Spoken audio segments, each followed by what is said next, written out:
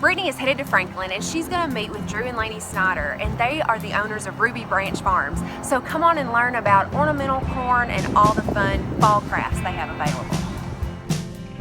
Well, this is our first year out this year.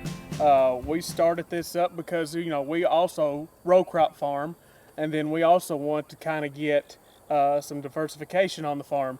And so whenever I was at Murray State, this is kind of what I did during the summers, and I pitched the idea to Laney, and then we just kind of took off and ran with it. People thought we were crazy for, first of all, trying to farm together as newlyweds and then to start a new business that is farming as newlyweds. There's been some ups and downs, but we're making it work, and it's awesome. We really enjoy it. Well, it's like once you get off the interstate, you don't realize how gorgeous it's going to be once you get up here. I mean, you all have it just set up so pretty. It's just gorgeous up here. So with this temperature, I could spend all day, all afternoon out here. We are partnered with Garden Spot Produce, and that is Bart and Kim Roberts.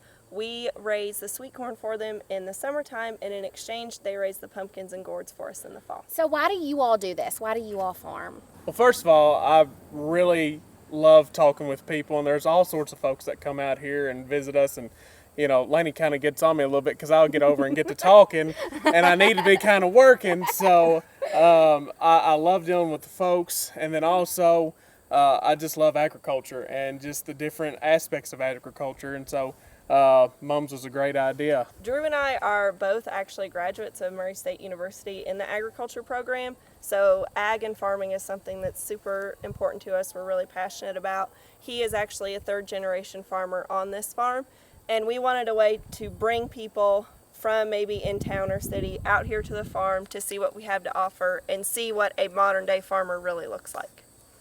I just love you guys. Don't get that on film, but aren't they the best? This is going to be such a good video. You all are adorable. Yeah. We are going to make one of these cute little Indian corn love jars. it. And my mother-in-law loves owls, so I thought of her when I made these. So she was your inspiration. She was my inspiration. And make sure you tell her that, okay? I will. Okay. So the easiest thing to do, I just bought rolls of decorative burlap basically, and I really like this orange burlap because you can see through it. So you just glue this on here without burning yourself, which is really easy to do. A girl and a glue gun. How many scars can you have? Right, a few. And then this was a big roll the same size, and I just cut it in half because I'm too cheap to keep buying and the ribbon aisle at the craft stores, I mean, the opportunities are endless, and so you could definitely use some inspiration from things that you have around your home. That's right. And kind of coordinate it with things that you decorate too. And then we sell the large ears and the small ears here, and the large ears you can actually just pop off like that. And I've got a jar of them right here just to make it a little bit easier. You just pour in however much you want. And we can put on our little owl. This is especially for your mother-in-law. That's right.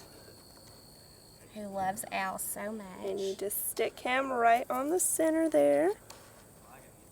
And stick your little corn in. That is so cute. So I love that you're using the larger kernels. You're also using the smaller.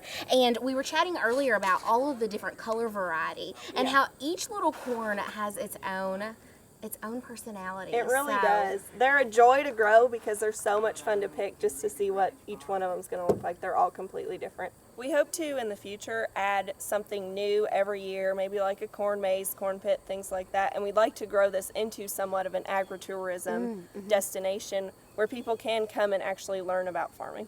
Okay, we also have a blog here, and it's called The Ranchy Ruby, and it's on WordPress. And it's basically just random stuff that happens here on the farm that I find to be entertaining, mostly just making fun of myself. I am not actually a farm girl born and raised. I grew up a horse girl, but moving to a 1,800 acre farm is a completely new thing for me.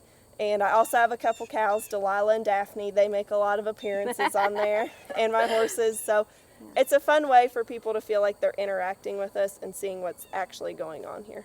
Well, you will have a great social media presence, so you can find more information on their blog, follow along. I'm sure that's so fun to follow along to. And then you can also visit them on Facebook. That's Ruby Branch Farms on Facebook. So make sure you go over to the page and you like it so that you can get all of the up to the minute and the latest information of all the happenings here at the farm.